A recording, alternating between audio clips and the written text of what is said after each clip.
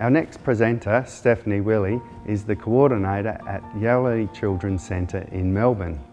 As well as being the coordinator, Stephanie is also a teacher in the Bush Kinder program, convener of the Environmental Education in Early Childhood organisation, a mum of 2 boys aged 9 and 11, and is passionate about education for sustainability and connecting children to nature. In this presentation, Stephanie explains why her approach is so important, and for me, it raised questions about how to continue the momentum of the Bush and Beach Kinder programs and continue this into the early childhood years in primary school. Thank you, Stephanie. Thanks for the introduction. I'm really pleased to share my presentation today. As mentioned, I've got 2 little boys. One features in my introductory slide. This is Fraser, and this was when he was coming to Bush Kinder. I was lucky enough to have Fraser as part of the Bush Kinder program at Yarralea, which I'm going to talk to you about today. This is a day when I was the teacher, Fraser was the student, and my husband Ben was the parent helper. And as you can see, it was very cold, middle of winter. We were all dressed up like we were going to the snow. That was quite a few years ago now, but yeah, exemplifies the program that I'm going to talk to you about today. So today we're going to talk about Yarralea Children's Centre and give you a bit of context about the centre overall. Talk about what is nature play, Bush Kinder and the other terminologies, and what is outdoor learning. We'll also touch on how nature play and outdoor learning is embedded at Yarralea Children's Centre at both the home and kinder program, and what skills and learning dispositions children can develop through these programs, and also talk a bit about benefit and risk assessment. So Yarralea is a non-profit community children's centre in Alphington. It's built on the traditional lands of the Wurundjeri people, and it's in the city of Yarra, but it's run by a volunteer committee of management made up of parents of children that are attending at the time. Yarralea Children's Centre runs 3 and 4-year-old kinder. We've transitioned from a sessional kinder to move to a long day care centre with integrated kindergarten, both 3 and 4-year-old. The philosophy at Yarralea really holds trust and respect as its core, and it underpins everything else that we do. I've just highlighted a few words in our philosophy. Our philosophy is a bit wordy, but I've just highlighted a few words that really capture the essence of what is Yarralea. We run an indoor-outdoor play program as much as possible, where the children are free to choose where they'll work, whether they're outdoors or indoors. We really value play in a very authentic way and really recognise that play is how children learn, and we really respect that essence as well, and that really respect their play.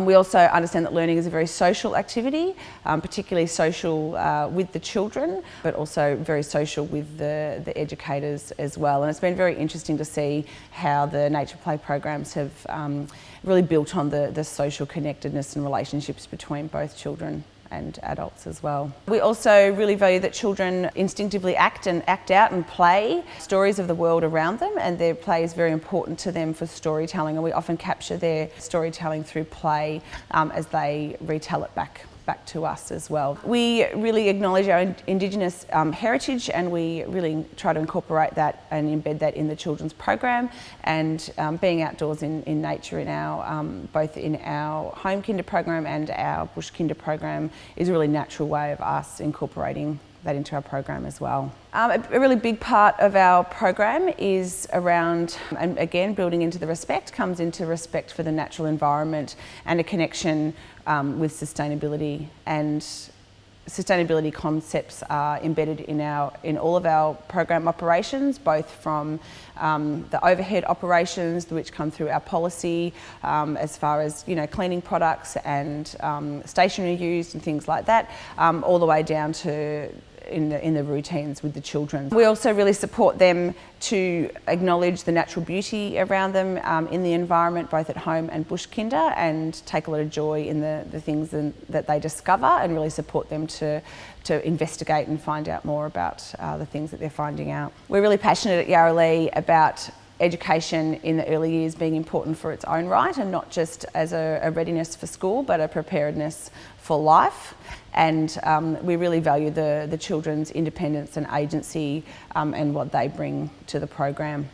Across our indoor-outdoor program, we have lots of natural materials and recycled materials that the children can use in all manner of ways. Lots of loose materials that the children can use their imagination to use. Outside, there's lots of different things that they can use in the sandpit, and there's also indoor elements of nature that are brought inside as well. So gum nuts and seed pods and plants and wood and things like that. We find we don't need to get fake wood cushions and things like that. We just bring real wood in, and the children use it for all sorts of different things. We also have lots of sticks in our program, and both our home kinder program and of course our bush kinder program, the children are really good at using sticks. We have lots of conversations about sticks and how to use sticks safely, and the children are very used to using sticks in their play. We also have an Indigenous garden planted at the centre, which has evolved over many years. Yarralea has a long history of really engaging natural outdoor play spaces, and this has been built on over the last few years with the addition of a hand water pump, where the children can learn hands-on about water conservation and connect with the water cycle, where the water comes from, where it goes into the rain harvesting tank, and how we can conserve it in our play and our watering of the garden. And they are very active with the garden, and the staff are also very active with the garden as well. We have veggie gardens planted in quite a few raised garden beds, and the children are involved in composting and worm farming, and involved in sorting and then harvesting the worm wee, the worm juice. And there's a photo there where the children had the worm wee for sale. We've also got a bush tucker garden, which we were really pleased to get Department of Education grant funding for. So it's a terrific garden. It's spread integrated throughout our spaces at Yarralea, but it's made up of 10 different types of plants, all with small interpretive signage. And the signage is great because it means that we don't lose the project, we don't lose the knowledge if staff move on or children move on or families move on. So the little signs talk about what the plant is, there's a photo of it, it talks about how to harvest the plant and talks about how to use the plant. And many of the plants we've used in cooking. We make damper. We put some herbs in the damper, or we make tea and we use some of the things in the tea. So there's or grind dry things out and grind them up, and the children find that a really engaging part of the garden as well. And some of the things just smell really nice and look really lovely as well. We do a lot of real work at Yarralea. At the moment, the real work is raking many leaves. We've got a 100-year-old pin oak tree in our garden.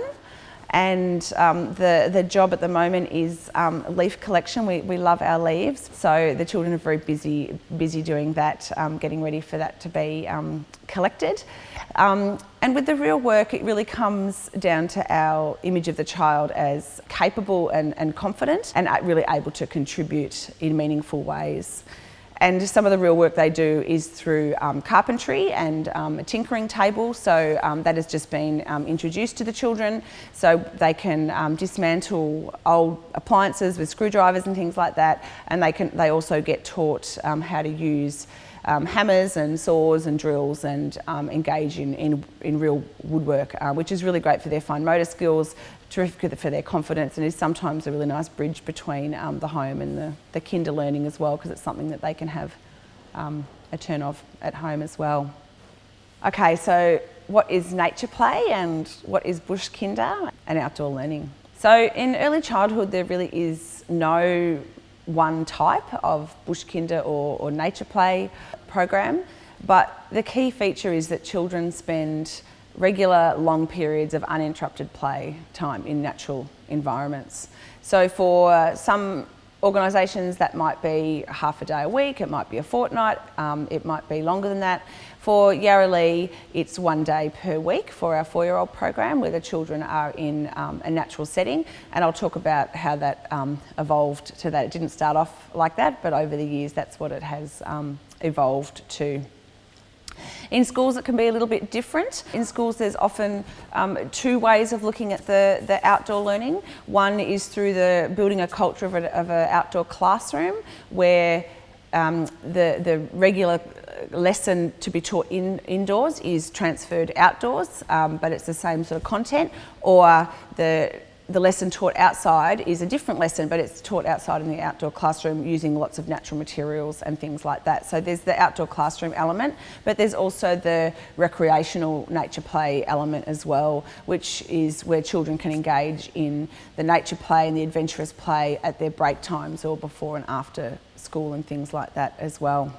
The image there is the children had made a seesaw between a tree at Bush Kinder. We unfortunately don't have that there anymore. It got seesawed so much that it broke. But that was such a terrific thing because, as you probably know, there's not really seesaws around anymore. They were, you know, a pretty risky thing to have in a playground, as you know, children ran up and down them, and when they sat on them, somebody would get off quickly and the other one would, you know, hit the other child under the chin or something like that. So it was really fabulous to see the children engage in this seesaw type play. It's excellent for their, you know, mathematical concepts because they really work out, you know, weight and measurement through this kind of experience. But the communication involved and the problem solving was amazing. The amount of communication they had to have about who got on first and who got on next and where you had to sit. It was quite sensitive as to whether you had to sit back further or, you know, forward more, and it was quite difficult to hang on. So they had to use all they're talking to each other, they're having to use their core strength to hang on. You know, inevitably they got, you know, the fits of giggles and ended up swinging underneath and holding underneath like a, you know, like a bear. And it provided a lot of joy, and if there was one experience that encompassed so many learning opportunities, it was when we had the seesaw. So we might have to try and re-engineer another seesaw, I think, at some point.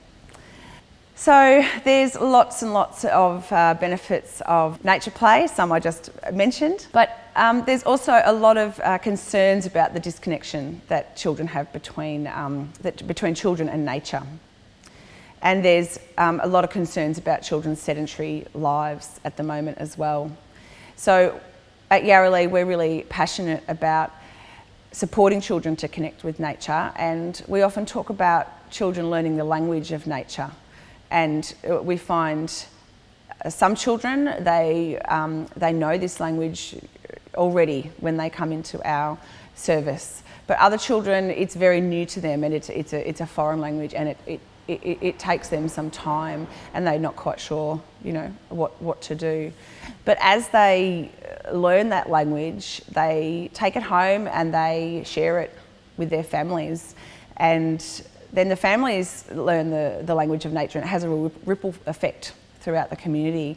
And what we find is that families are then coming to where we have our Bush Kinder space and using it on the weekends or sort of after hours, and the children are passing the knowledge, which is really, really exciting. So the other benefits mentioned are the ones, many I've already said. It has a natural, being in nature has a natural ability to be able to connect with sustainability concepts firsthand.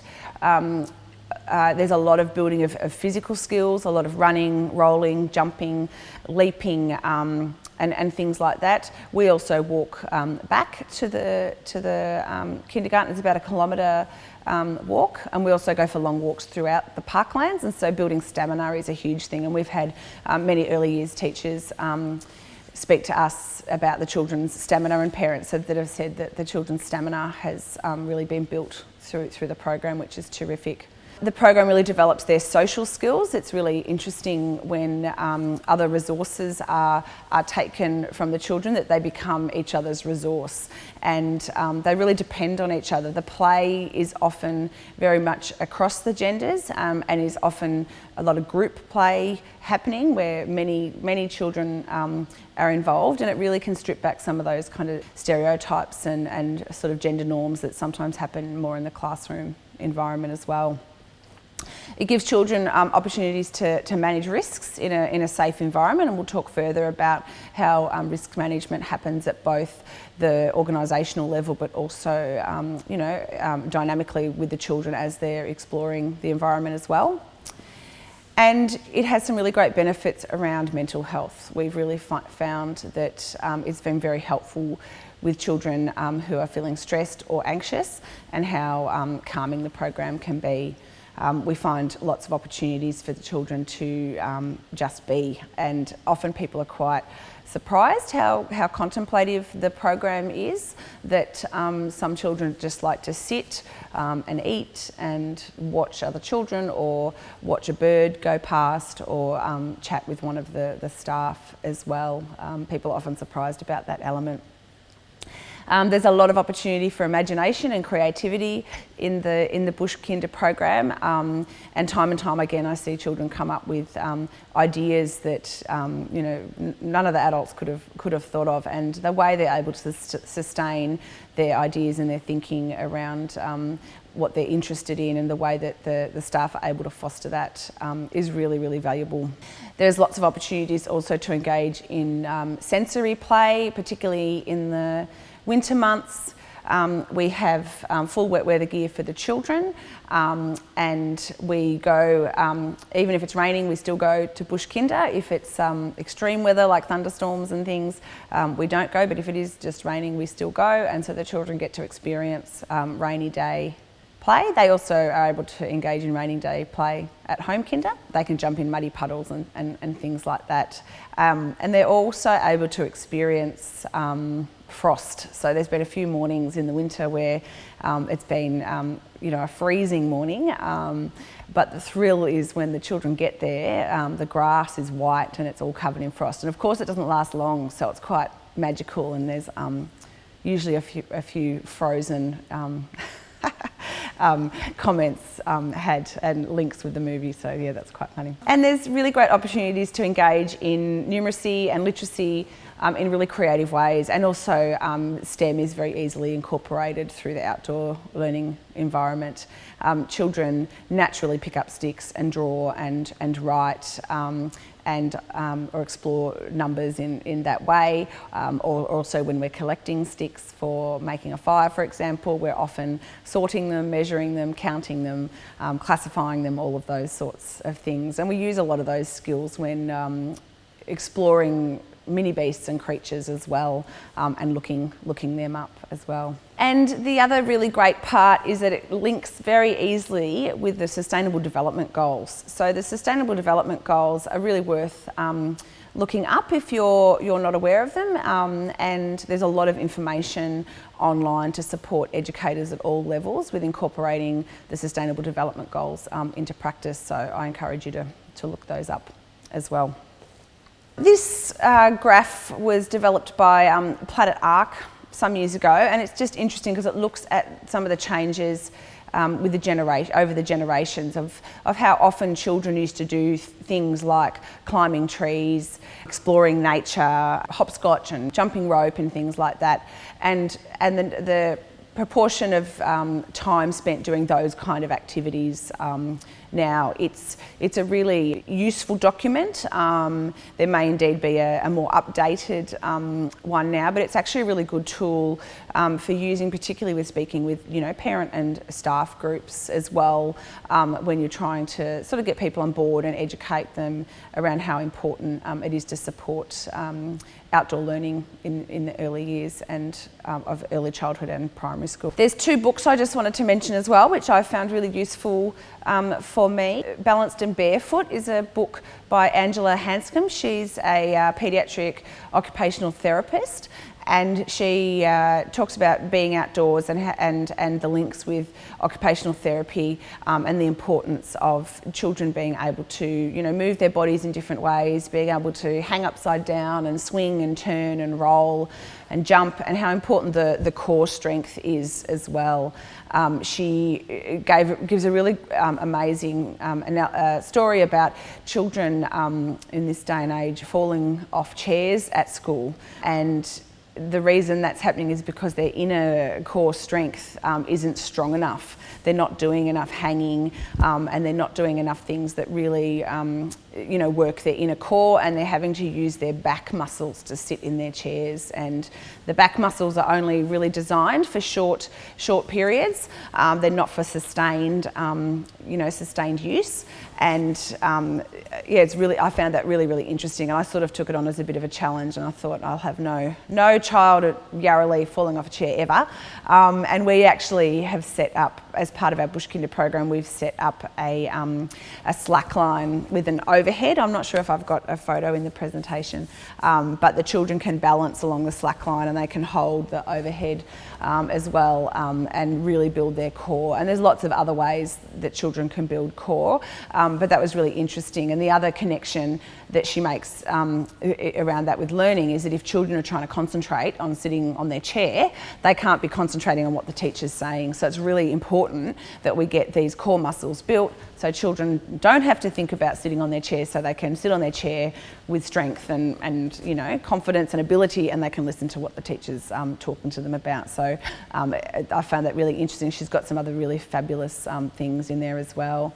And the other book, Free to Learn by Peter Gray, is a really great reminder about play and the benefits of play and how play is intrinsically motivated. It comes from within, and how it is guided by children and set by children, and how important it is for their learning and development. So it's also, both of these books I've also used with educating staff and educating families about the importance of play and the importance of being outdoors, and particularly through that occupational therapy lens as well. So I just thought I'd mention those. Those two are really great ones. So before we talk a little bit about the actual journey of our program, I just wanted to also note, many people will have heard of Richard Louv, the author of Child in the Woods, Saving Our Children from Nature Deficit Disorder. Richard Louv has a really great organisation that people can join, which gives a lot of information. The Children in Nature Network gives a lot of information about children in nature, and a lot of research is compiled into that space as well. And some really great quotes. So, you know, as this says, passion is lifted from the earth by the muddy hands of the young. It travels along grass-stained sleeves to the heart. If we are going to save environmentalism and the environment, we must also save an endangered indicator species, the child in nature. Okay, so I'll just go a little bit over our journey. People are often curious as to sort of how we got set up. So I'll touch on that so that people get a bit of an idea. It is a journey. None of these things happen overnight. So we, as I said earlier, we do have a history of rich natural outdoor play opportunities, but we're very interested in the Bush Kinder nature play movement. We're aware of the nature kindergartens from Northern Europe, but more locally very interested in the first Bush Kinder program by West Garth Kindergarten that started in 2011. And I was actually lucky to be part of that program in the first couple of days, only because one of their teachers couldn't work, and Doug asked me if I could help with their first couple of sessions, and that was quite transformational for me once I'd had that opportunity, and I really wanted to start having those discussions with the Yarralea community. So we asked Doug to come and be a guest speaker at our annual general meeting, and from that developed a subcommittee of parents and staff to talk about. We spoke about two things. One thing we spoke about was what can we incorporate into our daily program as it is, that we can do, you know, here and now, that doesn't need a Bush Kinder program, but we can really enrich our you know, on-site program. And that was when we really started to move to more all-weather play and resourced the children and the centre with wet weather gear, so we could easily engage in that. And then how can we think about our own Bush Kinder program, and is that something that our community would be interested in? So they were sort of our starting points. So we had a few criteria. The site had to be in walking distance to Yarralea. It had to be a rich natural environment that had lots of, you know, play opportunities. It had to have also accessibility for dropping off and picking up. And we started off on a private site close to us, which was terrific for in the first instance, but we soon moved on from that when we had an availability to do our program at the Darebin Parklands, which is about 1 kilometre from Yarralea. And we started there And the children, we were just there for 3 hours on twice a week. One group came one morning and one 4-year-old group came the other morning. And we started there, we were only there from 8:30 till 11:30. We started as a 6-week pilot. That was a really great thing, and something that our community felt very comfortable with.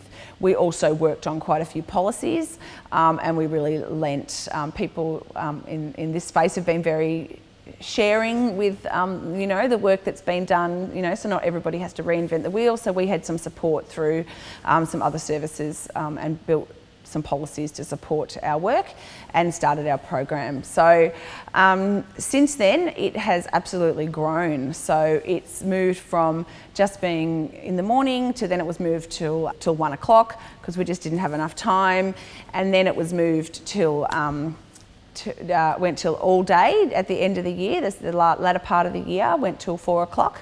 And then we had so much interest that we then started in 2018 that it would go all day from the start of the year. So the children start in February. We don't start the Bush Kinder program till March. We spend a lot of time in the centre during February, prepping the children, talking about the things that we need to be aware of, talking about things like our dog safety, because we are in a public space. The space is a dog on lead space, but we do inevitably have dogs from time to time. We talk about how we connect with community. We talk about some of the animals that might be in the parklands, and also the ranger will speak to us about the animals in the parklands, particularly the snakes. There are snakes in the parklands and we do share the habitat with the snakes.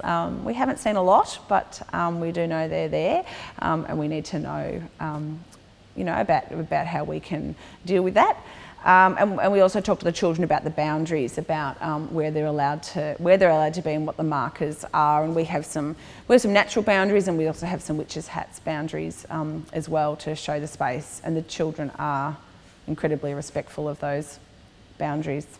So some of the features of the site that we have, it is at the base of Mount Puffalo, and people do ask me if that's its real name, and yes, it is its real name. So the background of the Darebin Parklands, it actually used to be a tip, and in the 70s the community reclaimed the land once the tip had been finished and was being filled in, and they campaigned very hard to have it brought back to life and to its natural state as much as possible, and to be made into a beautiful parkland. So it is quite hard to believe, but it has that background. And the Mount Puffalo has actually come from when the Domain Tunnel in Melbourne was dug. Then the dirt from there ended up there and has made Mount Puffalo. So for the children, it's amazing. We don't use the top of Mount Puffalo when we're just using our normal site. It's outside our boundaries, but we do all go up to the top of Mount Puffalo, and the children can see the city from the top of Mount Puffalo. They really feel on top of the world. They often, talk about their children, their parents being at work in the city, and they can see their parents, and they really feel like they can, see for miles. It's a pretty empowering, place to be up there. We've got a grassy hill, the grassy hill. It's changed a little bit since some of these photos. There's been a lot of planting that we've been involved with the rangers and the community, planting a lot of natural grasses. So it's not as much of the green hill as pictured in this slide. But there's also some terrific tambark mounds. The little girl in the slide, that's what she's running on. The rangers it's where they dump all their mulch and things, which is terrific for us because it's a really great play resource. So they really enjoy running up and down those and digging in them, and making wombat burrows and finding a lot of creatures in there as well.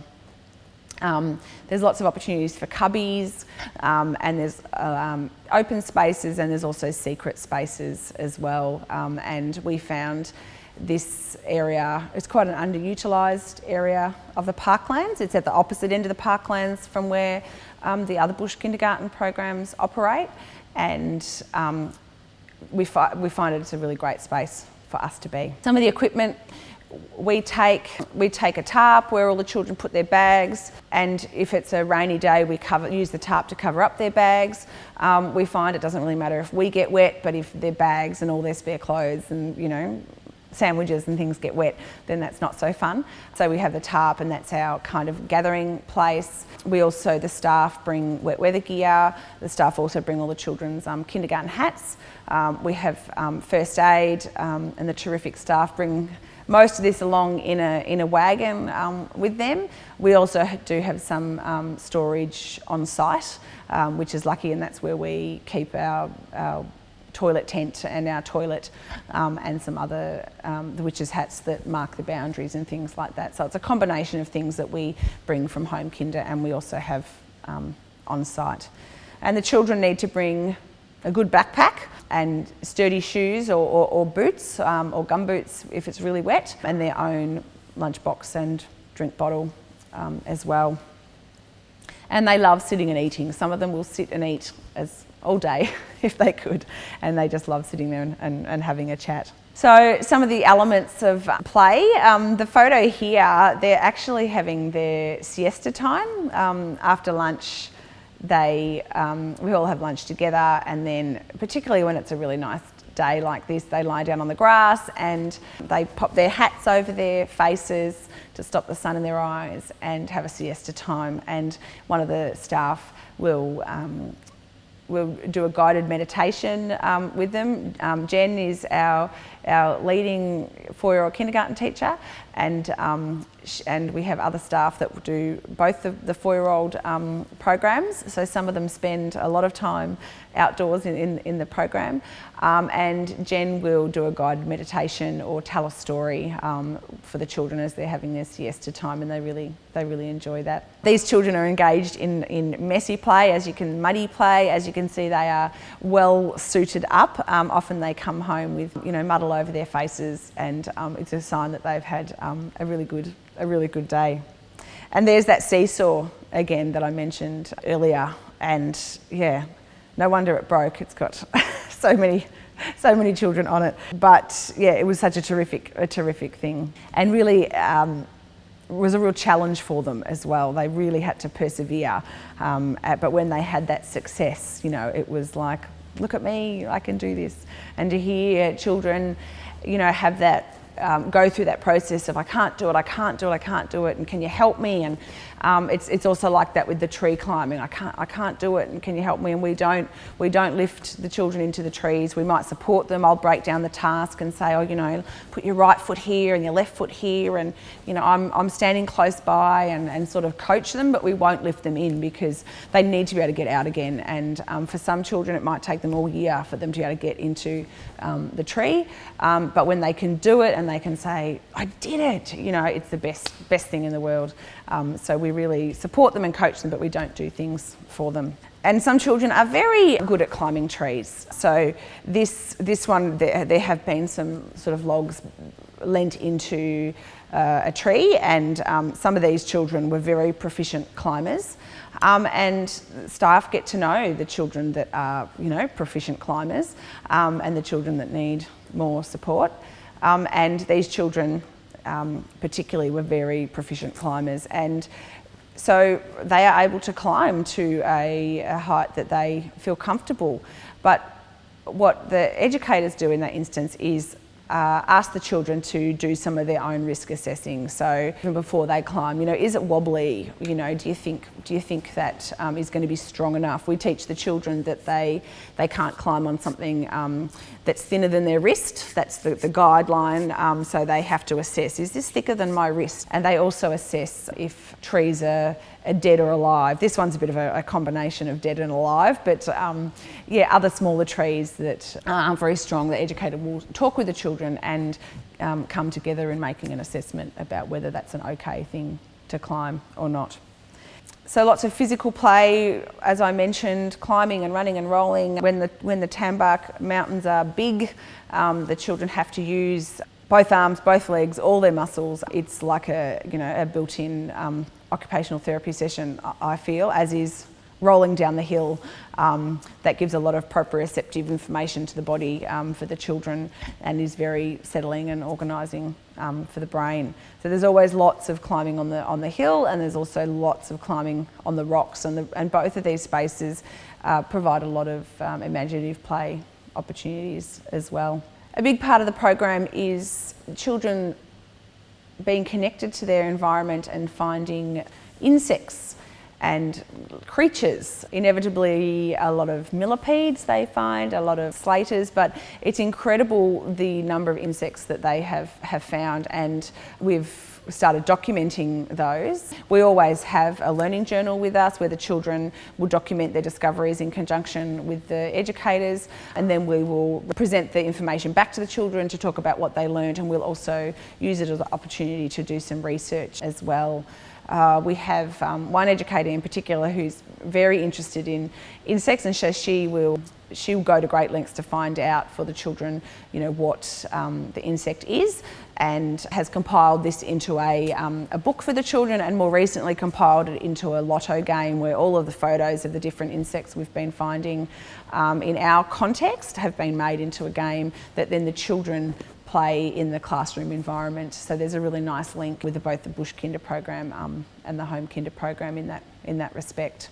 And we also talk about, we talk about safety in that regard as well, about how to be safe and also how to be respectful. So, what insects we might not touch, and what we leave alone, and what is okay to hold, but what we do afterwards. Do we take them back with us? No, they're not ours to own. They are part of nature. We are part of nature, and we are in their habitat, and we need to respect that. And so I wonder what we could do. And we use a lot of I wonder questions, and we'll say to the children, I wonder what we could do with that creature now that we've finished studying it, and the children will go and put it back somewhere safe where there's not a lot of foot traffic, so the creature can be safe. And we've seen some amazing things. They even have long-necked turtles in the parkland. So at certain times of the year, the little hatchlings hatch, and we have to be mindful and careful of the little turtles. And we have found some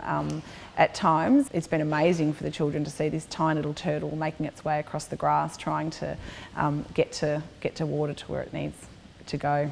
It doesn't happen often, but pretty magical when we get to see it. So one of the other things we really like to incorporate at both the home and Bush Kinder environment is fire, and we do this, of course, in the winter months, and we have a small fire that the children have a go at lighting. We have small flints that are a really fabulous tool for and a very safe tool for children to use. You have to have really good dexterity and fine motor skills in order to get a spark. It's a really good challenge for adults too. So the children have to really persevere, and these children here are persevering, trying to make a fire. And at this stage we set up procedures around fire. They come into we have a policy, but we also do some risk benefit assessing around fire. And initially we had a fire circle around our fire, which you can see is the rope. But as we reflected on that, we now don't use a rope. We found that it could have had a bit of a risk as a tripping hazard, and so now we draw a line, so therefore it's not a tripping hazard. So the children can eventually light a fire, and we only allow 2 children in at a time to the fire. They have opportunities to, of course, as soon as we get a fire, somebody wants to roast marshmallows, and we do feel like that's a bit of a rite of passage, so we do roast marshmallows. We also do other cooking like potatoes in the fire. We've done bananas with chocolate. We have billy tea, and we've also got a Jaffa line we sometimes put in there, and it's really terrific. We also use the fire as a coming together, and we also use it to do storytelling and to touch on our Indigenous connections as well in our program. So with the fire and with other things, we go through a comprehensive risk-benefit assessment, which I just want to touch on before we finish up. So with everything with our program, we, in setting it up, went through and did a risk assessment. There's a template which the department provide, but we found it was quite limiting because it only showed the risks, and by the time we put everything together, it was a 20-page document and it only stated the risks. And when you read it like that, you wouldn't do anything. Who does anything if it only has risks? So we've been really committed to showing the benefits, and I really encourage people to do this, because you have to know what the benefits are to something like fire if you're going to do it. And if you're going to sell it as well, particularly if people are nervous. And throughout this whole process, we've found that on one hand, we've had people that have been very, very keen and want everything done, tomorrow. We've had people that have been very reluctant and, it might not have been what they kind of signed up for. And we've had a whole lot of people in the middle that have been very interested and very keen and able to come along for the journey once they found out more information. But there's always a spectrum of how people feel about different things. So this is a really good opportunity to come together as a team and to think about what are the benefits, why are we doing what we're doing, and then what are the risks and how can we mitigate those. So I just wanted to share that's a template that we've developed, and the topics that we have in our benefit risk assessment are as listed: normal play, weather, road and rail crossing when we have to walk back to the centre, water because there are 2 ponds close by, snakes, different insects and plants. We do have ants, bull ants, so they can be a bit troublesome. Trees, which comes into climbing, but also maintenance of trees in spaces. Boundary, as I said, community, how we connect with community. The rocks, dogs and fire. So they're the things, and it's a living document. So as we incorporate new things, we would incorporate them into our assessment as well. And it's a really important part of the process. Is going through that assessment as well. And the book that I mentioned, Angela Hanscom, she talks a lot about those sorts of things as well. So it's really important to do that before the program starts, but also always doing it in a dynamic way with the children and the staff, and thinking about is this okay, asking the children, asking each other, and coming up with a dialogue around that as well. So I really hope you've enjoyed this presentation today and can go away and think about maybe some immediate things that might be able to change in the context that you're in. Every context is different depending on the age range of the children, or the environment that you have. But there's certainly things that can be changed even just with a mind switch. And then there's things that you can think about that might be a short-term goal. They might be a week or 2 or a month. And then there might be something more long-term, because some of these things, of course, don't happen overnight. So there might be something in a year or 2 that you could be working towards. So I wish you all the best. Thank you.